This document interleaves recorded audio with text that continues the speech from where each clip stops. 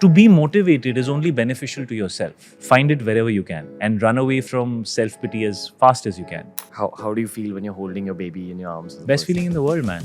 It doesn't come back also, no, because they keep growing. So, you miss the 1 month version, then you miss the 6 month version, then you miss the 1 year version, and it just keeps going. It's that little guy is gone, that little Chotu Misha is gone, that little Chotu Zenu is gone, and now, they're growing up so fast. I am jealous, like supremely jealous of you in one category, man. Okay. Which is your marriage. I'm gonna cuss. It looks beautiful. Dude. Like, कर ले शादी बेटा कर ले दूर से सब खूबसूरत लगता है कर ले. It's a necessary evil of life. I've spoken about Shahid Kapoor a lot on this show, primarily as someone who's got Darkhorse energy inside him. How's he sustained his 20-year-long career? How has he been able to be at the top? How's he handled failure? This conversation was a deep dive into Shahid Kapoor's mind, and what I found was samurai mentality. What do I mean by that? You'll have to check out the episode yourself. For more deep conversations like this, make sure you follow TRS on Spotify. Every episode's available on Spotify 48 hours before it's available anywhere else in the world. Shahid Kapoor and Mrinal Thakur's new movie Jersey releases on the 22nd of April. Make sure you go watch it. And for now, this is Shahid Kapoor on The Ranveer Show.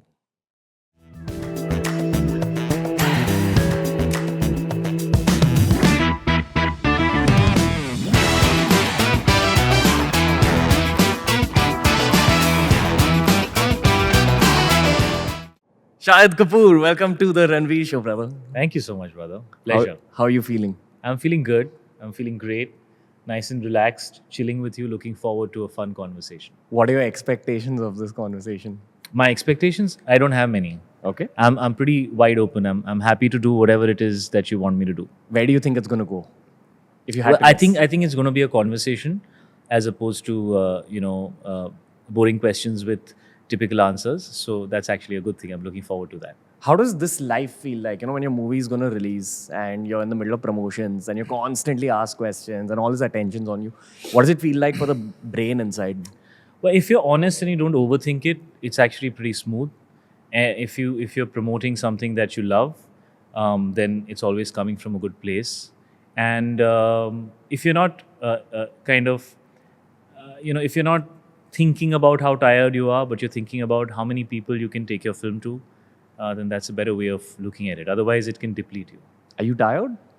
Physically, yes. Emotionally, yes. But I am all here.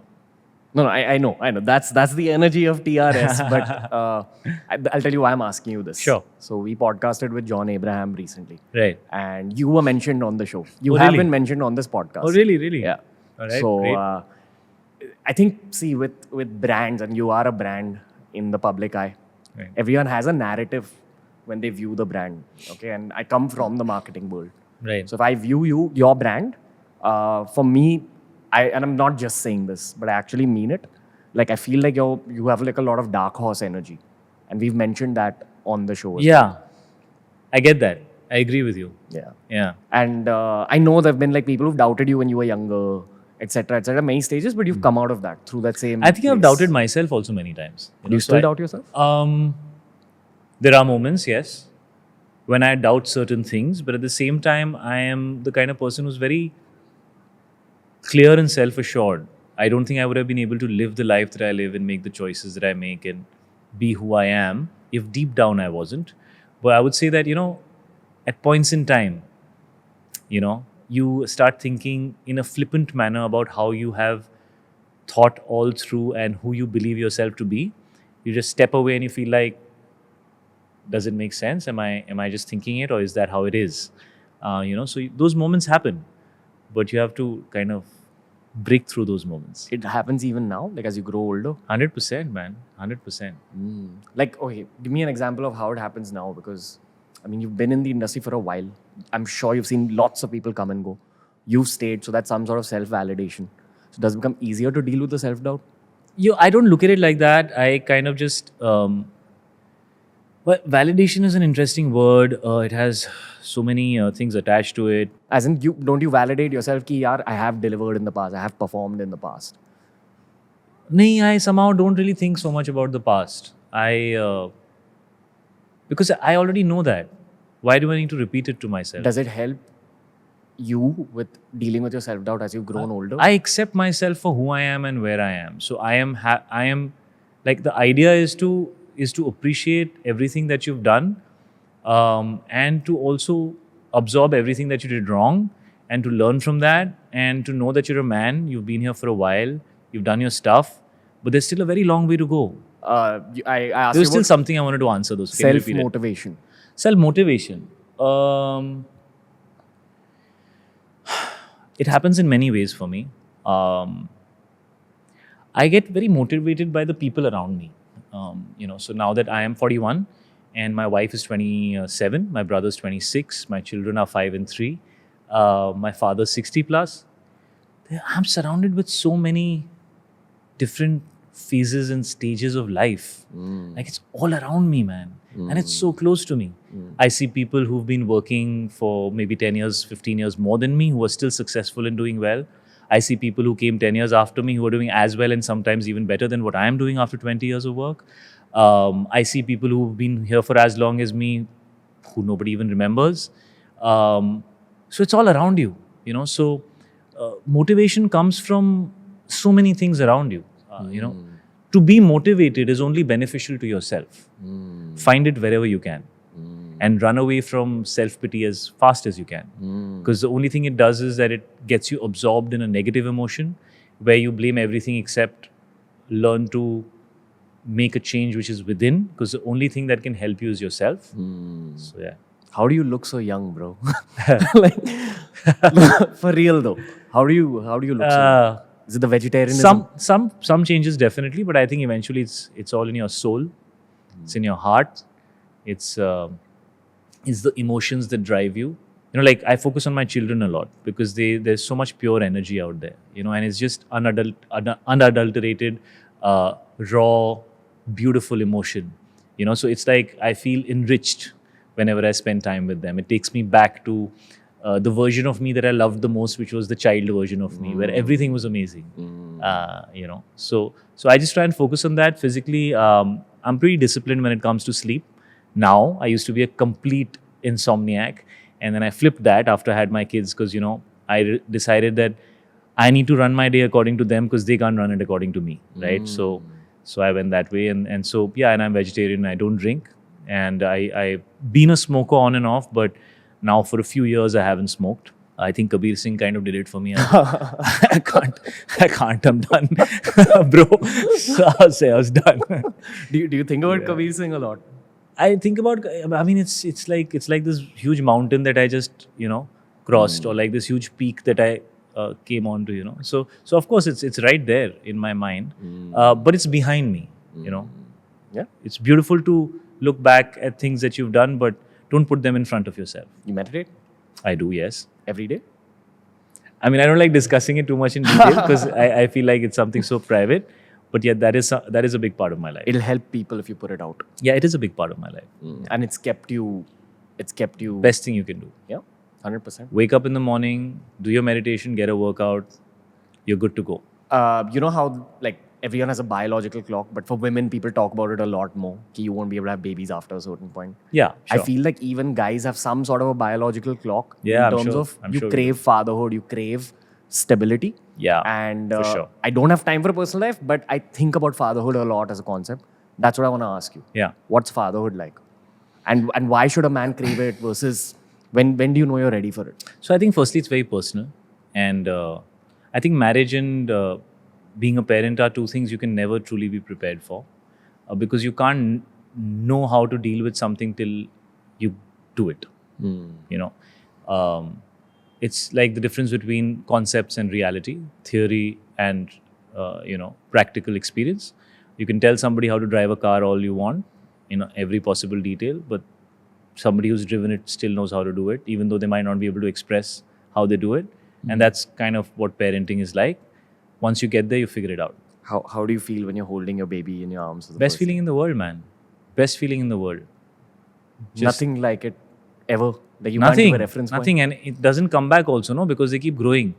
So you miss the 1 month version, then you miss the 6 month version, then you miss the 1 year version, and it just keeps going. It's like they just keep growing bigger, and you feel like that little guy is gone, that little Chotu Misha is gone, that little Chotu Zenu is gone, and now they're growing up so fast. So it just, your parents tell you all the time, that कब बड़े हो गए पता ही नहीं चला, and you feel like whatever, and then when it happens to you as a parent, you're like, man, I know exactly what they're talking about. They say that even our parents, like who are probably 60 now, 70 now, they're also still growing up, and we need to keep that in mind. They're now growing down. It's like you go from being a child to an adult, and then you start becoming a child again. So I really feel that's true. They become, I don't know if it's getting closer to God or it is just, I don't know what it is, but it's just that, The way I look at it, I think your senses get withdrawn from the world, like your eyesight, your ears, all those senses go inwards towards what's inside you, probably. which is God. Yeah, I guess. Do you feel you're growing up in the process of having kids? Like, how are you growing as a person now? I was kind of ready for it, I think, for a while. Because when it happened, it felt very smooth for me. Like, I think a part of me was craving and waiting for it. And so it was like, I was like a fish in water. Why were you craving for it? I don't know. I think I was just wanting a normal family life, and I wanted, I wanted my unit, and I wanted, that feeling of a complete home. That's the best feeling in the world. And I was living on my own for a very long period of time, and I many times had nobody to share my happiness and my sorrow with. In fact, I told my wife this. I told Meera, I said that I won every possible award for Heather that year. And I specifically remember one time, because these awards happened at BKC, and I was driving back, and it's a long drive back, and it was late at night, and my award was lying on the next seat next to me, and I was sitting in the rear passenger seat, and I was like, but like, who do I share this with? Like, who do I truly share how I'm feeling with? Yeah, you can talk to your mom, you can talk to your dad, but to have somebody you share life with who's, your partner in life, that was the first day I was like, I think I'm done with this phase. Like, I think I want to share now. This individual phase of my life of being all about myself, in whatever way. I mean, I think we go through that phase where you are at the top of your own mind and you need to discover yourself and you need to find yourself.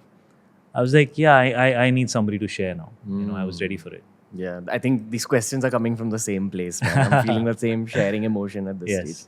Which is why I have more questions. It's the difference between pleasure and happiness. They say pleasure is a very personal emotion. It's like dopamine. And they say happiness is an emotion that can only be shared. It's like serotonin. So, Yeah. And joy is the emotion that is actually there even after the happiness goes away. Absolutely. I am jealous, like supremely jealous of you in one category, man. Okay. Which is your marriage. Like, okay. It's just, why are you jealous? It looks like, I'm gonna cuss. But it looks beautiful, dude. Like the romantic dude कर ले inside शादी me. बेटा कर ले तू दूर से सब खूबसूरत लगता है कर ले. It's a necessary evil of life. Yeah, but talk about that, bro. Like, as in, from being like single in your 20s or dating in your 20s. Yeah, I was dating in my 20s mostly. To getting married. Yeah. What's that difference? Why do so many Indian men shit so much all over marriage, dude? Like, what's the... Like, what do you mean shit over it? Like, नहीं यार शादी मत कर, कुछ भी कर पे शादी मत कर. That emotion. I don't know why people... I mean, I तो usually tell people कर ले जल्दी से. मैं अकेले क्यों सफर करूं? No, I think, I don't know, bro. Like, so your question is what? What about marriage? Like, what's your question? How does that change you? How did that change me? Oh, man. That was my first big shift. And then being a parent was like a complete shift. The best times in your life are when you are thinking for others. You're the best version of yourself when you're thinking for others first. And that's what marriage teaches you. It teaches you, I mean, you're a dude, right? I mean, it starts with your wardrobe and like your bed and, your morning habits and your preferences in food and, how you like to use your time. And, all that is not your own thing anymore. You have to share it with someone. And then you have to learn to find that balance, because you don't want to lose yourself. And you don't want the other person to feel uncomfortable at the same time, right? So, and because mine was an arranged marriage, so it was not like a love marriage or like friends who've known each other for a long time choose to settle and live their lives together, or it's none of those things. It was an arranged marriage. We met all of like 10 times, before we got married. Why did you choose Meera? I didn't choose her. I mean, maybe you should ask her why she chose me. I was 13 and a half years older than her. No, I mean, why did you all choose each other? I didn't. We just kind of met through family, and we were unassuming enough to be open to meeting each other, and we got along from the time we met, and yeah, it just happened, dude. It happened. Some connection and chemistry. Yeah, I guess. I don't know. Like, it happened. I mean, it was meant to happen. When I look back at it, even I wonder, ये कैसे हो गया? But हो गया, But what did she bring? She must have brought something to your life and your mind. So many things. Yes, she's bringing so much. She'll continue to bring, and I think we are both bringing a lot to each other. Okay. We're kind of. I think we're really good when we are together. We're good for each other. We fill each other's gaps really well. But that also means that we're very different from each other. So if we get stuck, we can just stay stuck, because we're so different. But if we choose to like merge into each other, then we form a really like a perfect fit like that. So we have both types of days. We have days where we're just amazing with each other, and we have days where we just don't get each other. Let's talk about lifestyle choices. How did you build that Kamine body and the Urta Punjab body on a vegetarian diet? What did you eat? Man, I used to eat the same thing day in and day out for months. I'm not done that. I can't do that anymore. You've been veg throughout your life? No, I turned vegetarian when I was 20. Okay. Before that, I pretty much ate everything. So at least in your film career, you've been vegetarian. Yeah, all through. From the time I debuted, I was vegetarian. So when you have to actually put on muscle as a vegetarian, what do you end up eating? A lot of protein, and you train a lot, and it happens. Like paneer, tofu. There's so much vegan stuff that you can eat today. You want to get protein, you can get it from so many sources. I mean, they're vegan sources. You don't even need to go to milk products. You don't need to go to whey protein, for example. There's enough vegan protein out there. There's pea protein. There's tofu. There's edamame. There's a lot right now. Are you comfortable sharing like just a day's outline? Say if you're beefing up for a project, what would you eat from like breakfast? I can't beef up anymore. I really can't, because like it doesn't suit my system anymore. I can't eat large amounts of protein. And actually I went through a phase, I was a skinny kid. Okay. So I went through a phase where I just wanted to look big, because like I wanted to like change that about myself. And then when you do that, it takes a toll on your system. So in your 20s and 30s, you can do it. But later on, because you pushed so much into your system, so many carbs and this, and you're trying to be somebody or not. And now I'm really enjoying being my natural self. Like, I think I feel my best version, because I'm just being me. And I'm not a very big built guy. I'm a boyish frame, lean guy. And I just want to be the best version of that. I don't want to become somebody I'm not. So my philosophies might not be the types that will give people some goals, but I think that's the best goal. And eventually I came to that place where I was like, I'm going to be the best version of me. Whatever is me, and I'm going to make that worth it. What I sense from you after exchanging energies like this is that you have your mental health in check, dude. Like, I think I do, yeah. And I don't sense that from a lot of people in your industry, honestly. Yeah. I think I'm there now. I wouldn't say I was there always. I feel very centered. And I feel like I'm keeping it simple. And you have to push the noise away, man. What do you mean? The noise. Dunya. The stuff that doesn't matter, that you think matters. To figure it out. Which is subjective. Very simple stuff matters. Okay. Really. We overthink the shit out of everything. When you start thinking less, doing more, feeling more, following that inner voice that comes to you, and just going with it. Just go with it. Don't fight it so much. Push hard, but go with it. Dude, I knew that this was the answer 2 years ago, but what helped me a lot was stretching and doing yoga, getting into that. Of course, that's amazing. Yoga is amazing. I think it's hugely therapeutic. Did it do the same for you? I haven't been able to do it in a sustained manner because I've not had the time, but I think yoga, I did it for a few months during the lockdown. It's the best thing that I did, man. It's so beautiful, and it's so superior to so many other these really cool, forms of physical, whatever, exercise or whatever you want to call it. But yoga is so superior because it's mind, body, and soul. It's like, all three dimensions are being covered. And that's how it harmonizes everything. I really want to get intrusive with you and ask you're doing some right shit in your lifestyle. I don't know what you're doing. I've spoken to too many people from your industry to know whose lifestyle is in check versus who's not. Okay. What are you doing in your lifestyle? Like, what's your exercise? Like, you must be doing some stretching or something that's helping with your mental health. You don't need to do physical things for mental health. You need to do spiritual things for mental health. Because the mind and the soul are two totally different entities which survive in the same physical body that you're in. And the mind is everything outward and the soul is everything upward. So the more you connect with your soul, it actually keeps your mind calm. Because the mind is a beast. It'll eat you up. And the calm mind also becomes an armor in terms of... The calm mind is great because you can't absorb anything. You can't receive anything. If you're so busy shouting and, moving around, you need to be still. The mind needs to be still. Yeah. Everything will come to you when your mind is still. You can't go to things. Things will come to you. What I'm going to say might sound like it's the end of the conversation, but it's not. So अभी तो जाने नहीं देगा मुझे. I want to get to the core of Shahid Kapoor, honestly. I'm loving this, firstly. Right, lovely. Secondly, this energy about you, this shanti inside you, I sincerely hope, like as a human being, it never leaves you, man. And I hope so too, yeah, man. It's not something that I can't say I was like this always. I think, I'm just in a good place right now. I'm feeling good about it and I hope that it stays too, yeah.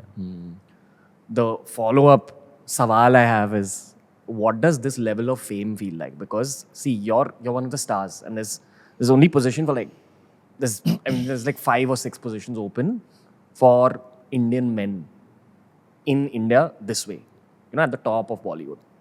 And a lot of people who get into acting or the film industry don't get into it for their passion. They get into it to be a star. You're already there. So what does fame feel like there? Like, what do you learn about that kind of fame? After so many years, it feels normal, if I may be very candid. And that's not necessarily a good thing, because you should always be reminded of the fact that you're privileged to be where you are. When you do the same thing over a period of time, it starts feeling normal. It doesn't feel special anymore. It'll always elude you when you chase it. And we chase it. We always chase it. At different stages, we chase success. And that's why it doesn't come to us. I mean, with YouTube, you see a very soft version of fame. And it's very nice fame, honestly, dude. It's like the kind of fame where you get to experience your life. You get to walk on the road, but also you get adulation when you're on the road from people whose lives you've really touched. So it's very gentle, nice fame. It's it's the kind of fame like when you're a kid, you ask God for fame and he gives you the nicest version of it. I mean, I'm sorry. Why do you want fame? I don't want fame, dude. So what do you want? As a person, I want, honestly, I know it sounds very preachy and all that, but this is from a spiritual place.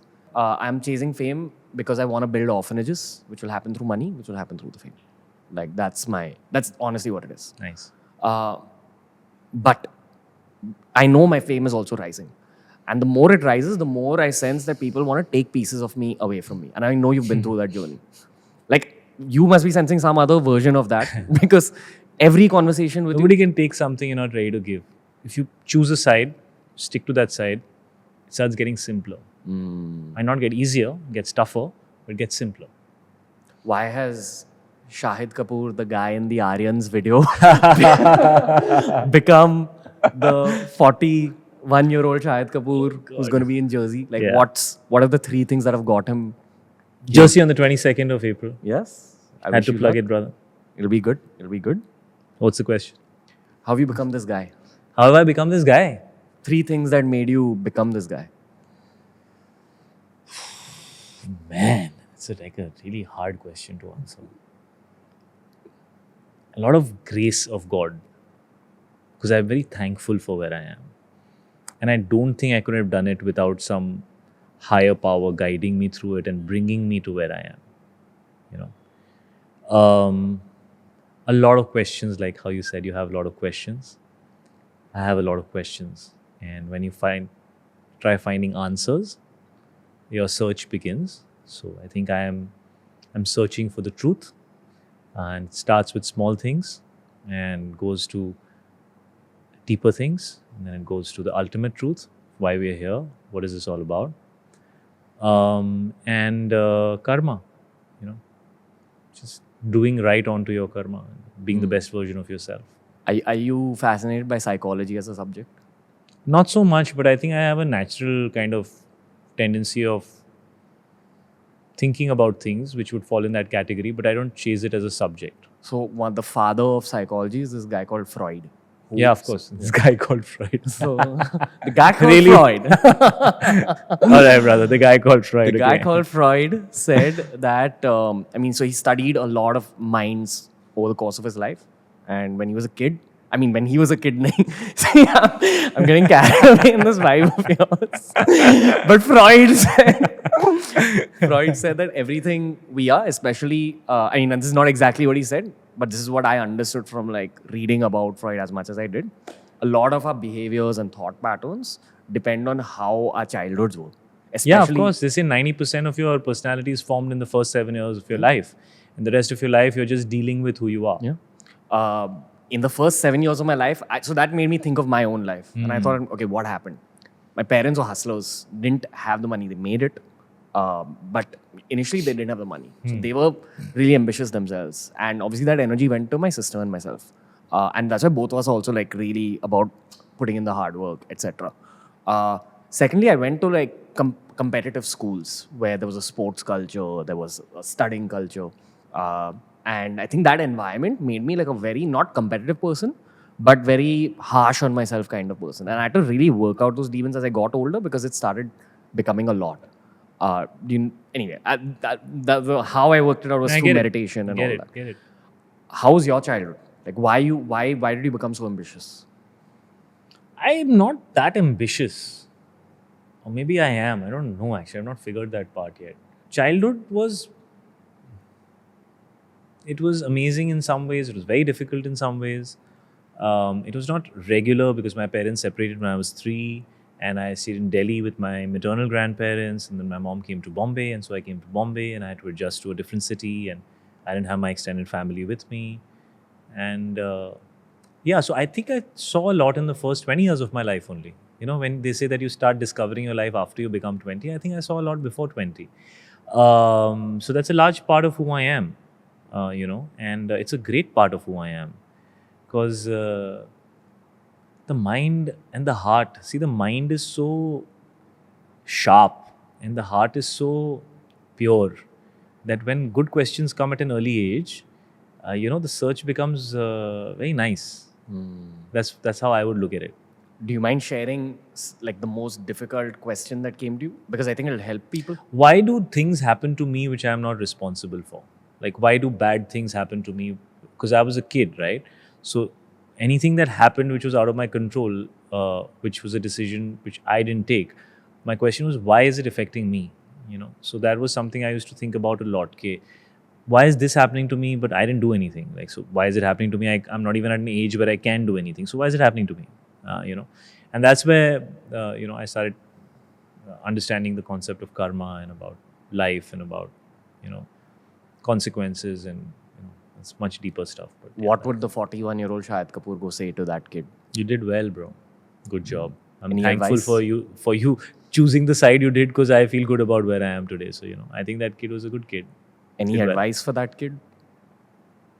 No, why? I think any advice for that kid would be just there's always somebody looking. There's always a higher power taking care of you. If your intent is good, might be a really, really windy road, but you'll get there. I have a lot more questions, but I'm very conscious of the time, dude. And I sense that you want to keep a big part of your life private, and I respect that a lot. It's good. I don't know. Your I world thought especially. I spoke a lot. No, Depends no, on what your there was- standards of private are. there's no issue with what you spoke, man. I'm saying as a person. Now here's one reference I have. It's like from Indian culture. In Ganpati, how like one tusk is long and one tusk is short. The significance of that is there's a part of you that should be out there for the world and a part of you that should just be for yourself and your loved That's ones. nice. I didn't know that, but that's great to know. So I sense a lot of that shorter task in you, and I think it's protected you, it's got you to where you are as well, because that's your place of safety. So I respect that, man. Thank you, brother. And I respect you for having opened up as much as you did.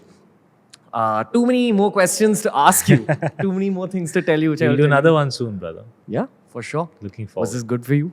This is great. I enjoyed it. I hope you guys enjoyed it, and I hope the people who are watching it enjoyed it and listening to it enjoyed it.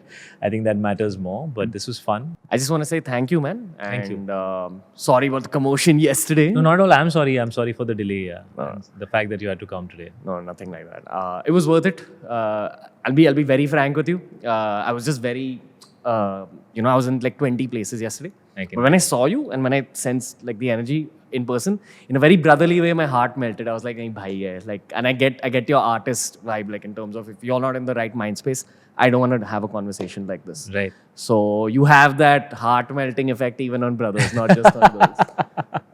But Mr. Shahid Kapoor, Yes, thank brother. you. I wish you the best. Thank and you. this aura of Shanti inside you, may it be in you for the rest of your life, even beyond the day you die. Thank you so much, brother.